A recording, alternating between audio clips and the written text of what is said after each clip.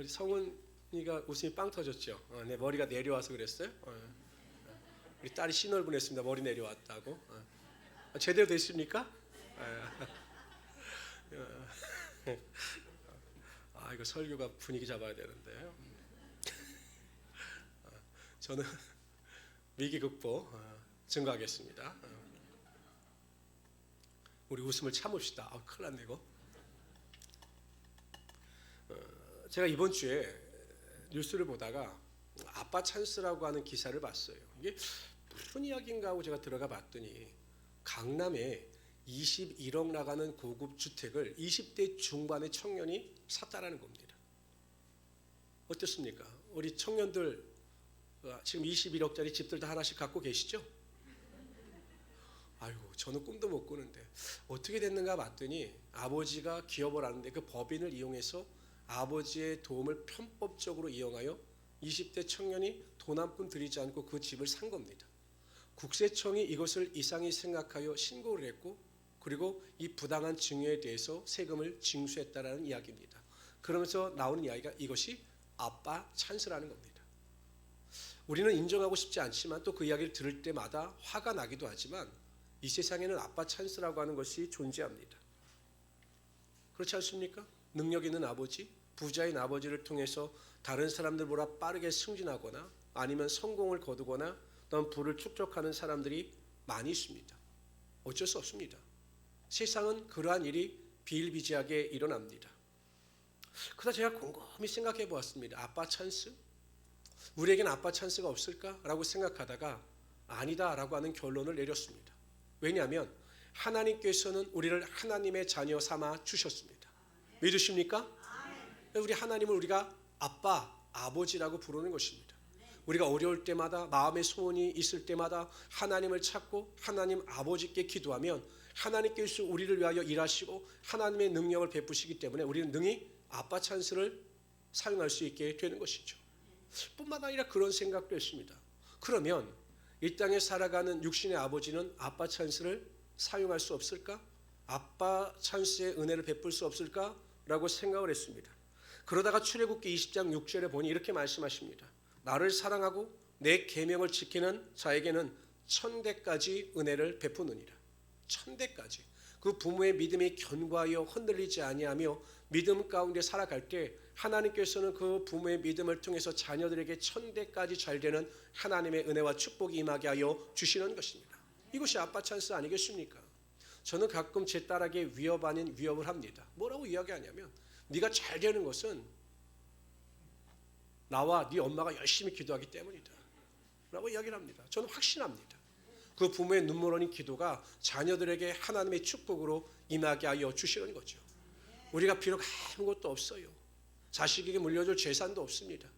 자식에게 물려줄 없어요. 능력도 없어요. 그러나 우리가 믿음으로 자녀를 위하여 눈물을 흘리고 기도하고 간구하고 자녀의 축복을 위하여 하나님께 나가면 하나님께서 그 부모의 믿음을 보시고 자녀에게 복의 복을 더하여 주시는 것입니다. 아이고 목사님 나는 아빠 찬스고 엄마 찬스고요. 바랄 수도 없습니다. 우리 부모에게는 제가 바랄 것이 없습니다. 그럼 여러분들이 아빠 찬스를 사용할 수 있도록 자녀들에게 그 아빠 찬스를 사용할 수 있는 부모가 될 수 있기를 바랍니다. 나를 통해서 내 자녀들이 잘 되고 풍성케 되며 하나님의 은혜 가운데 거할 수 있도록 아빠 찬스를 제공할 수 있는 여러분들이 되시기를 바랍니다. 여러분 오늘 본문에 나오는 여인도 아빠 찬스를 사용한 사람입니다. 빚을 썼는데 차용증에다가 빚을 못 갚으면 두 아들을 종으로 넘긴다라고 하는 계약 조항이 있었던 것으로 보입니다. 그래서 두 아들이 종으로 팔려가게 되었습니다. 막막합니다. 이거 어떡하지? 누구에게 나가서 도움을 청하지? 라고 생각하다가 자신의 남편이 선지자의 제자였고 또 믿음이 경건하게 하나님을 경외하는 사람이었기 때문에 엘리사에게 나아가 우리 남편을 의지하여 부탁하면 문제를 해결할 수 있겠다라고 생각하여 어떻게 보면 아빠 찬스, 남편 찬스를 사용한 겁니다. 결국 하나님께서 엘리사를 통해서 이 여인이 절대절망의 위기 가운데 구원받고 오히려 이전보다 더 나아지는 하나님의 축복의 능력이 나타나게 하여 주신 것입니다. 성도 여러분, 항상 하나님은 우리의 삶에 하나님의 은혜와 능력을 모든 것을 합력하여 선이 되게 하여 주시는 하나님이 되시는 것입니다. 우리에게서 위기는 곧 기회입니다. 문제는 오히려 하나님의 축복을 맛볼 수 있는 하나님의 은혜의 통로가 될 수가 있는 것입니다. 아무리 평범한 인생을 살아가는 자라 할지라도 그 믿음 가운데 살아가면 하나님께서 오히려 복으로 축복으로 우리의 삶을 채워주시는 것입니다. 저는 오늘 시간 어떻게 여인이 정말 위기 가운데 문제 앞에서 어떻게 축복을 누리며 살아갈 수 있었는가에 대하여 살펴보려 함께 은혜 나누고자 합니다. 첫 번째로요, 여인이 위기를 극복하여 축복을 받을 수 있었던 이유는 엘리사를 찾아와 부르짖었기 때문입니다.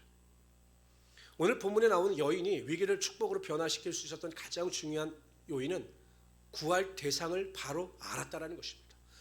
누구에게 도움을 요청해야 내 문제가 해결될 수 있겠구나라는 것을 알고 행동으로 결단하여 나아가 엘리사에게 도움을 요청하고 간절히 부르짖을 때 엘리사를 통해서 위기가 축복으로 변화되는 하나님의 능력이 나타나게 하여 주셨다는 것입니다.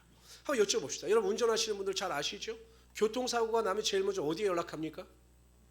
네? 그렇죠. 보험사. 그 다음에 경찰서. 상식이죠. 여러분 몸이 아프면 가장 먼저 누구에게 나가갑니까? 그렇죠. 우리 하경 형제는 믿음이 너무 좋아요. 우리 하경 형제처럼 어떤 분은 병이 나면 저한테 연락이 옵니다. 안수해달라고. 믿음대로 될지어다. 그러나 여러분 저도 중요하지만 병원도 가셔야 합니다. 의사한테 가서 또 진단을 받죠. 이거 당연한 일입니다. 그럼 여쭤봅시다. 여러분들이 문제가 생기고 마음에 우울감이 다가오고 또 여러 가지 절망이 엄습할 때 여러분들은 가장 먼저 누구에게 나가야 합니까? 하나님이죠. 근데 그렇게 하십니까? 아멘? 근데 여러분들 같으면 전혀 문제가 없는데 제가 보면 많은 분들이 그렇게 하지를 못합니다. 하나님 앞에 나가 믿음으로 기도하고 하나님을 더 바라봐야 하는데 대부분의 사람들은 그렇지 못해요. 왜 그럴까를 곰곰이 생각해 보았습니다. 그 이유는 평상시에 기도로 훈련이 되어 있지 않기 때문입니다. 우리 이렇게 생각합니다. 목사님, 제가 평상시에 기도하지 않아도요, 문제가 생기고 어려움이 생기고 마음의 소원이 생기면 제가 하나님 앞에 나가 간절한 마음을 가지고 부르짖어 기도할 수 있습니다 라고 말합니다. 그건 본인의 개인적인 소망일 뿐이죠. 여러분 평상시에 믿음으로 기도하고 평상시에 간절히 하나님의 부르짖어 그 기도가 습관이 된 사람만이 문제를 당해도 하나님 앞에 나가 간절함으로 부르짖을 수 있게 되는 것입니다. 그럴 때 하나님께서 그 기도를 통해서 하나님의 역사와 하나님의 능력이 반드시 나타나게 하여 주십니다. 그런데 제가 수많은 성도들을 상대해 보지 않았습니까? 근데 어떤 성도는요, 평상시에 믿음이 있는 것 같아요. 참 보면 막 믿음의 말을 하고, 그런데 보면 예배 생활 제대로 하지 아니하고 기도 생활 제대로 하지 않습니다. 그렇게 기도하라고 제가 잔소리해도 기도하지 않아요. 문제가 발생하죠. 그럼 평상시에 그 사람의 믿음을 보면 기도할 것 같은데 천만의 말씀입니다. 평상시에 기도하지 않았던 사람은요, 항상 원망, 불평, 투정이 앞서 나옵니다. 모든 것을 다른 사람의 핑계로 돌립니다. 그러다가 믿음에서 멀어지고 결국 하나님의 축복으로부터 멀어지는 어리석음을 범하는 것을 제가 무수히 보았습니다. 우리는 구약 성경에 나오는 요나 선지자에 대해서 참 한심하다라고 생각을 합니다. 어떻게 선지자가 하나님의 명령을 받아서 하나님께서 아수르의 니느웨 성으로 가서 회개를 선포하라고 했는데 어떻게 그 명령을 순종하지 않고 요바에서 다시스로 가는 배를 탔을까? 참 믿음이 한심하다라고 생각할 수 있어요. 그래서 여러분 그거 어떻게 됩니까? 그 태풍을 하나님께서 보내셔서 그 배가 위기에 빠지게 되고 결국 이 요나는 바다에 던져지게 됩니다. 하나님께서 큰 물고기를 준비하셔서 그를 삼키게 하셨죠. 물고기 뱃속에 갇히게 됩니다. 지옥 같지요. 여러분 보세요. 요나가 형편없어 보이고 어리석어 보일지라도 그 물고기 뱃속에서 요나는 무엇을 합니까? 하나님 앞에 간절히 기도합니다. 회개 기도를 하며 자신에게 구원을 베푸실 하나님의 능력을 의지하여 회복되어지고 다시 한번 주님의 일을 헌신하겠다고 결단의 기도를 합니다. 어떻게 그것이 가능했느냐? 선지자였고 평상시에 기도로 하나님과의 관계를 통해서 기도의 습관이 부어졌기 때문에 그가 절체절명의 위기 가운데 믿음으로 기도할 수 있는 기도의 사람이 될 수가 있었던 것입니다. 성도 여러분, 기도 훈련을 받아야 합니다. 기도하지 않고는 우리의 삶에 아무 일도 일어나지 않습니다. 기도하지 않고는 우리의 삶에 어떠한 하나님의 기적도 나타나지 않습니다. 여러분 금요기도회가 기도 훈련 받기 정말 좋은 시간입니다. 정말 나와서 간절히 목이 터져라라고 기도해 보시길 바랍니다. 금요기도가 끝나고 돌아갈 때는 목이 쉴 정도로 간절한 마음을 가지고 부르짖어 간구하시길 바랍니다. 또 기도 훈련을 더 받아서 조금 나아지면 새벽기도에 동참하십시오. 여러분 가정에서 유튜브로 새벽 예배도 들을 수 있지 않습니까? 녹화 방송이 돼서 아침에 뜨지 않습니까? 출근할 때 충분히 1시간 정도면 새벽 기도에 동참할 수 있어요. 이어폰을 끼고 지하철에서 버스에서 차에서 새벽 기도를 드릴 수가 있는 겁니다. 우리가 기도하지 않기 때문에 여전히 우리의 삶에 하나님의 기적이 나타나지 않는 것입니다. 하나님은 우리를 통해서 놀라운 일을 예비하고 계십니다. 기도하는 자에게 하늘의 문을 여시고 위기가 축복이 되는 기적의 능력이 반드시 나타나게 하여 주시는 것입니다. 우리 성도들이 그러한 하나님의 축복을 누리며 살아갈 수 있도록 항상 기도의 습관을 쫓아 정말 올해는 하루에 20분 이상씩 꼭 기도하며 승리할 수 있는 하나님의 성도들이 되시기를 주님의 이름으로 축원합니다. 두 번째로요, 여인이 위기를 극복하여 축복을 받을 수 있었던 이유는 아무리 사소한 것이라도 자신이 가지고 있는 것을 하나님께 드렸기 때문입니다. 2절에 보면 엘리사가 여인에게 이렇게 이야기합니다. 내가 너를 위하여 어떻게 하랴? 내가 너를 위해서 무엇을 해줄까? 라고 이야기를 한 뒤에 이렇게 묻습니다. 네 집에 무엇이 있느냐? 네가 가지고 있는 것이 무엇이 있느냐라고 묻습니다. 여인이 곰곰이 생각해 봅니다. 내가 뭘 가지고 있지? 나는 아무것도 없는데. 그러다가 그 여인은 한 가지를 생각해냅니다. 제가 기름이 있는데 한 그릇 정도 분량의 기름이 있습니다. 정말 부족하죠. 보조할 것 없습니다. 그러나 그 여인이 그것을 가지고 엘리사에게 나옵니다. 그러자 엘리사가 이야기하죠.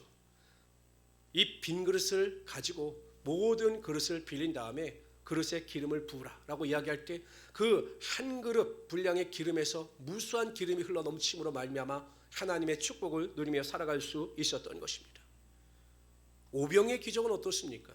여러분, 벳세다 광야에서 남성들만 5천 명이고 아이와 여자들까지 합쳐서 2만 명입니다. 먹을 것이 없었습니다. 제자들에게 너희가 먹을 것을 주라 라고 말씀하시니까 제자들은 손사래를 칩니다. 지금 늦은 시간이고 광야이고 이 사람들에게 떡을 먹이려면 200데나리온의 돈이 필요합니다. 그런데 우리가 그것이 없습니다. 그래서 우리는 할 수 없습니다라고 이야기를 합니다. 그때 시몬이 어린아이의 보리떡 5개와 물고기 2마리를 가지고 예수님께 드리죠.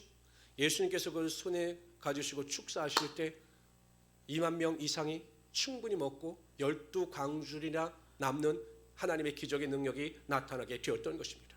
보잘것없는 것이 예수님의 손에 얹어지고 축사할 때 능력이 나타나게 되었던 거죠. 여러분, 우리가 성경의 인물을 볼 때마다 큰 은혜를 받는 것은 하나님께서는 똑똑하고 지혜로운 사람을 택하셔서 하나님의 능력을 행하신 것이 아닙니다. 보십시오. 모세는 어떻습니까? 하나님께서 80세 노인이 되었을 때 그를 부르셔서 그를 사용하셨습니다. 기드온은 이야기합니다. 우리 집안은 므낫세 지파 중에서 가장 보잘것없는 집안이고 그 집안에서도 나는 가장 어린 사람입니다. 가장 부족한 사람입니다. 라고 자신의 부족함을 드러냅니다. 입다라고 하는 사사는 어떻습니까? 기생의 아들이었습니다. 다윗은 어떻습니까? 목동이었습니다. 아모스 선지자도 목자였습니다. 보잘것없는 목자였습니다. 신약 성경으로 넘어와서 12 제자들은 어땠습니까? 저 북박 지역 갈릴리 북쪽에 위치한 그 어부를 하는 보잘것없는 인생들이었습니다. 그러나 그들이 하나님의 손에 붙잡힌 바가 되고 예수님의 손에 붙잡힌 바가 되니 그들이 위대한 인물로서 하나님의 큰 기적의 능력을 행하며 나아갈 수 있었던 것입니다. 성도 여러분, 내가 어떠한 사람인가는 중요하지 않아요. 그래서 하나님께서 말씀하십니다. 지혜로운 자는 그 지혜를 자랑하지 말며 용사는 그 용맹을 자랑하지 말며 부자는 그 부함을 자랑하지 말라. 하나님께서는 내가 어떠한 사람이고 어떠한 소유를 가지고 있는가는 중요하지 않아요. 내 지혜를 자랑할 필요가 없습니다.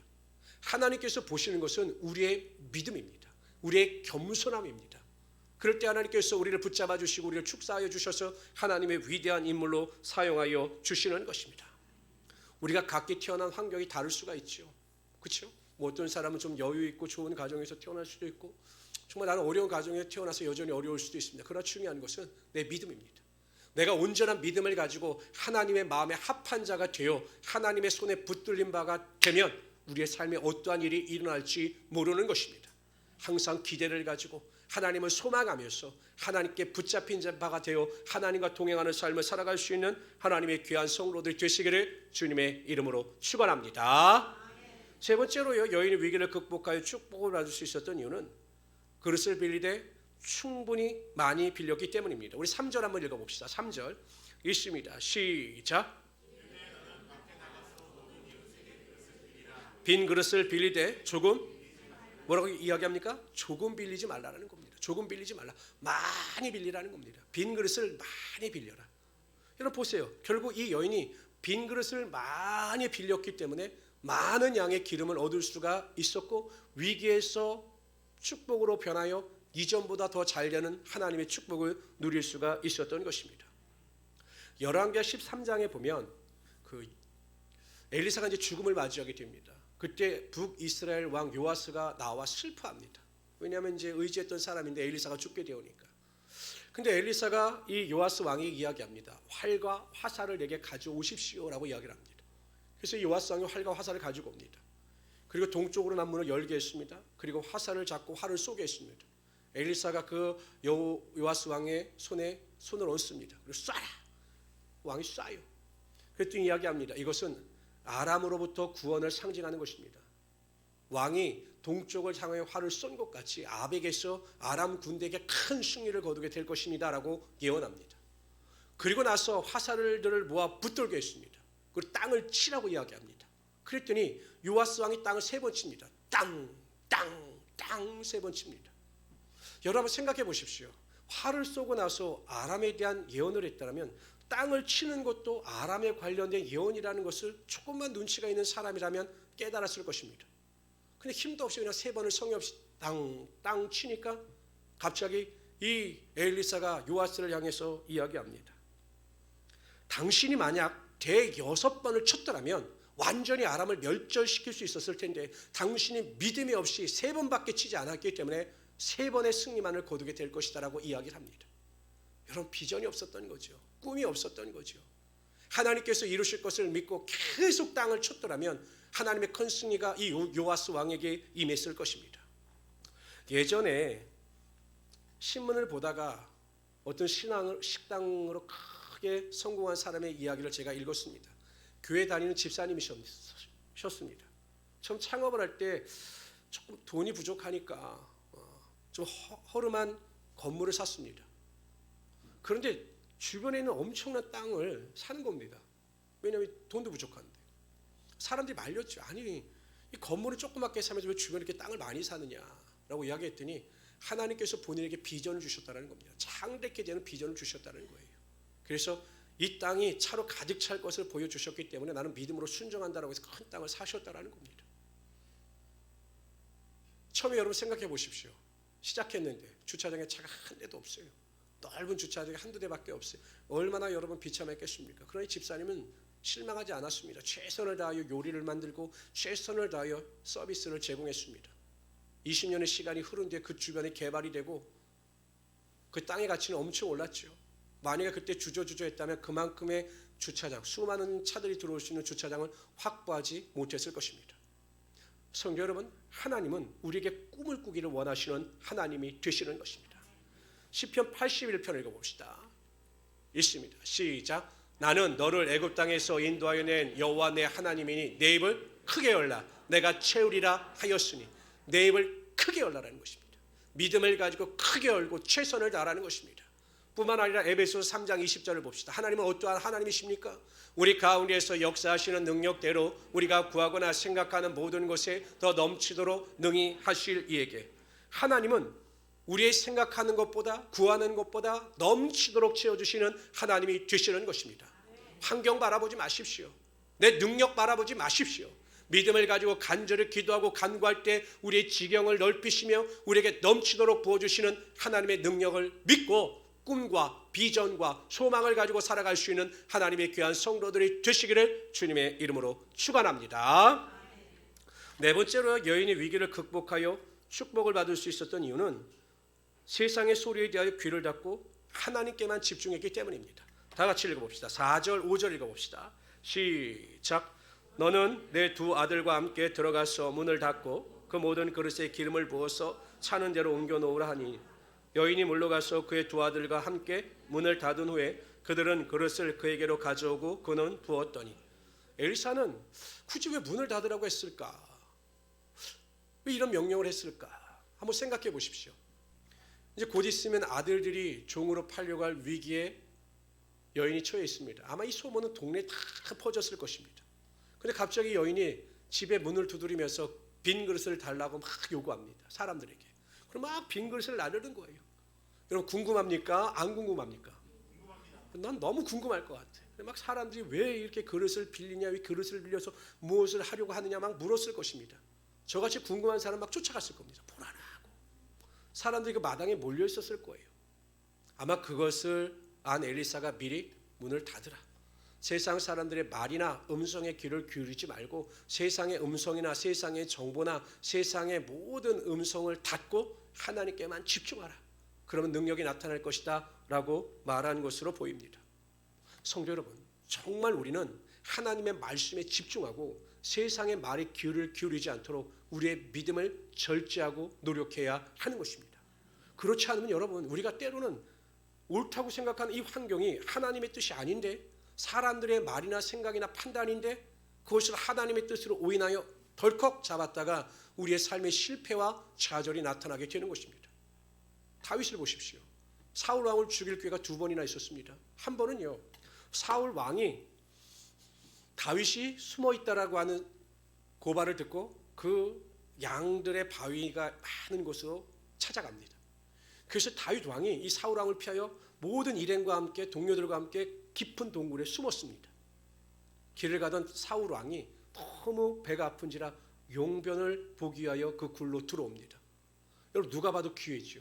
혼자 들어와서 용변을 보고 있는데 그 사이에 그를 죽이면 모든 일이 다 끝나는 겁니다. 그래서 그 주변에 있는 사람들이 이야기합니다. 이건 하나님이 주신 기회다. 이거 누가 봐도 하나님이 주신 기회죠. 그러니 왕이 저 사울을 해하십시오라고 막 부축합니다. 그런데 다윗은 아니에요. 아니다. 하나님의 뜻은 이가 아니다. 하나님의 기름 부으신 자는 하나님께서 심판하신다라고 거절합니다. 2번째는요. 사울 왕과 다윗이 대치하고 있을 때 다윗이 아비새를 데리고 그 막사로 들어갑니다. 가보니까 전쟁신인데 사울 왕이 자고 있어요. 주변에 참모들 다 자고 있습니다. 아비새가 이야기합니다. 이건 첫 번째도 아니고 2번째입니다.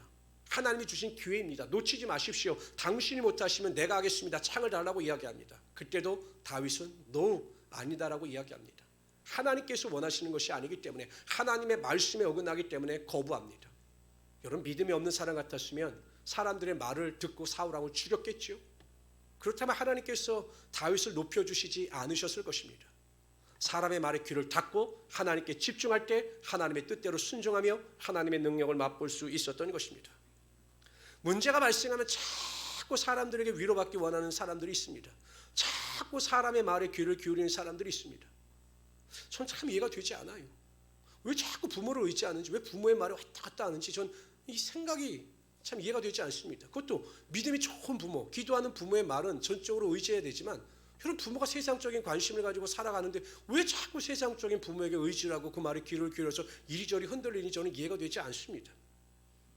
말을 들어보니까 점을 치러 오는 분들도 많고 운수를 보러 오는 분들도 많다라는 거예요. 이해가 되십니까? 저는 그분은 성도가 아니라고 봅니다. 교인이지요. 예수 믿고 구원을 받아 하나님의 자녀가 된 성도들은 하나님께 대한 온전한 믿음을 가지고 세상 사람들의 말에 귀를 기울이지 아니하고 온전히 하나님 앞에 나가 집중하여 기도할 때 하나님께서 놀라운 일을 행하시며 하나님께 소망을 주는 자에게 소망의 능력이 나타나게 하여 주시는 것입니다. 상담을 하다 보면 그런 분들 굉장히 제가 많이 만납니다. 사람을 유죄했다 상처받은 이야기. 목사님, 제가 이렇게 해서 그 사람한테 기도 부탁했더니 그 사람이 다 떠들고 다녔어요. 그래서 제가 굉장히 상처를 받았습니다. 몰랐습니까? 몰랐어요? 사람에게 이야기하면 다 소문이 돌게 되어 있고 오히려 그것이 본인에게 결정이 되는 거예요. 정말 믿을 사람, 기도하는 사람이 아니면 세상 사람들에게 이러쿵저러쿵 말할 필요도 없는 것입니다. 오히려 자신의 약점을 드러내고 자신의 연약함을 드러내는 거예요. 우리는 오직 하나님께만 소망을 두고 하나님께만 집중할 수 있는 믿음을 가지고 나아가야 하는 것입니다. 예배 때도 마찬가지죠. 하나님께 집중하여 예배할 때 하나님께서 주일 예배를 통해서 하나님의 임재와 위로와 소망과 은혜와 능력이 나타나게 하여 주시는 것입니다. 그래서 우리 성도님들 앞으로 자꾸 세상의 말이나 세상의 정보에 집중하지 마십시오. 세상의 정보와 세상의 지식은 세상적일 것뿐입니다. 오직 하나님께서 우리에게 지혜를 주시고 우리에게 능력을 주셔야 그것이 완전한 것이 될 수가 있는 것입니다. 네 번째로요. 5번째로 여인이 위기를 극복하여 축복을 받을 수 있었던 이유는 이 모든 축복이 하나님께로 비롯된 것을 알았기 때문입니다. 우리 7절 읽어봅시다. 7절 다 같이 읽어봅시다. 시작. 그 여인이 하나님의 사람에게 나아가서 말하니 그가 이르되 너는 가서 기름을 팔아 빚을 갚고 남은 것으로 너와 이 여인이 지금 굉장히 급하거든요. 그래서 막 기름을 부었더니 기름그릇을 잔뜩 얻었습니다. 그럼 우리 같으면 빨리 가서 그것을 팔아서 문제를 해결할 텐데 이 여인은 기름을 얻자 그것을 자신의 마음대로 사용하지 않아요. 엘리사에게 나아가 묻습니다. 내가 이렇게 기름을 많이 얻었는데 이것을 어떻게 할까요? 라고 묻습니다. 그랬더니 엘리사가 팔아서 그 빚을 갚으라 라고 이야기를 합니다. 그러니까 이 여인은 이 모든 것이 자신의 노력과 수고로 된 것이 아니라 하나님의 은혜였음을 깨닫고 하나님 앞에 감사함으로 하나님께 먼저 아뢰인 것입니다. 성도들은 항상 내가 누리고 있는 복이 하나님께로부터 비롯된 것임을 알고 항상 감사하며 삶을 살아가야 하는 것입니다. 내가 노력해서 내가 수고해서 얻은 것이 아니라 하나님께서 나에게 부어주신 것임을 깨닫고 모든 일에 감사하고 감사할 때 하나님께서 우리 성도들에게 더 큰 복과 은혜를 부어주시는 것입니다. 솔직히 뭐 다 마음에 들겠습니까? 그렇잖아요. 여러분 뭐 남편이 100% 마음에 들고 아내가 100% 마음에 들고 뭐 부모가 100% 마음에 들겠습니까? 조금은 부족할 수도 있고 내가 원하는 것이 아닐 수도 있겠죠. 뭐 직장도 그렇고 사업장도 그럴 수가 있을 수 있습니다. 그러나 그럼에도 불구하고 하나님께서 나에게 주신 선물임을 깨닫고 절대적으로 감사할 때 하나님께서 복의 복을 더하여 주시는 것입니다.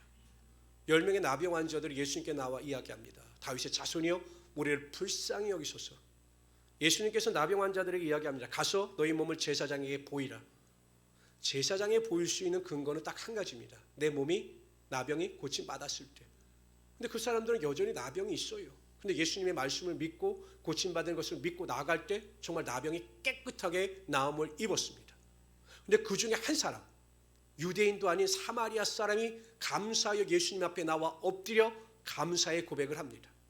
예수님께서 말씀하시죠. 고침받은 자는 10명인데 나머지 9은 어디 갔느냐?